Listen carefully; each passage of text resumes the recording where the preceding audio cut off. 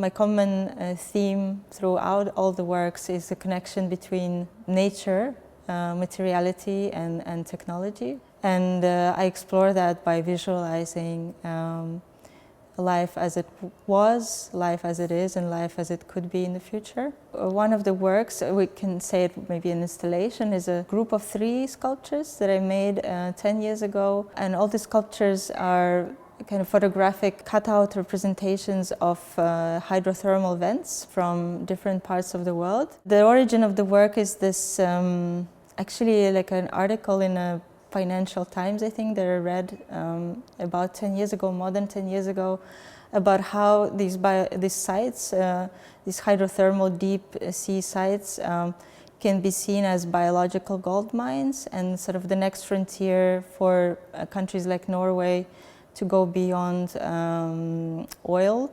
and gas extraction. But the article's point was that the biological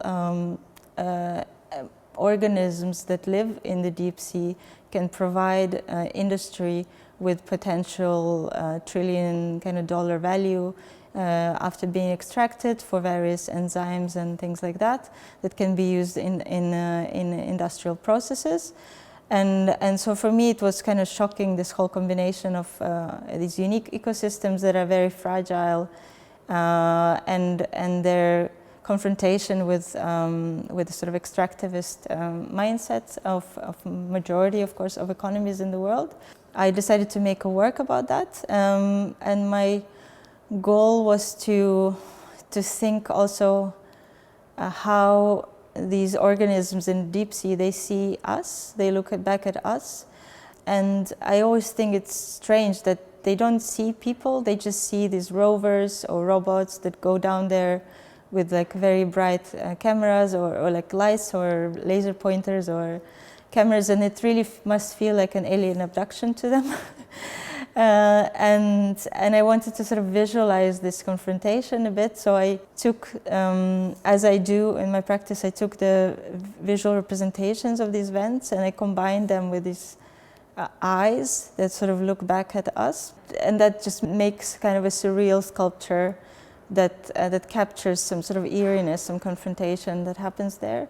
The second body of work in the exhibition is a wall work. It's part of my series called Earthware series, where I take certain images again from the internet and I modify them and I transfer them onto synthetic clay. This translation is almost like a time capsuling of a digital image, and this act of translating an image of an animal back onto like a physical substrate is one of the approaches that I have.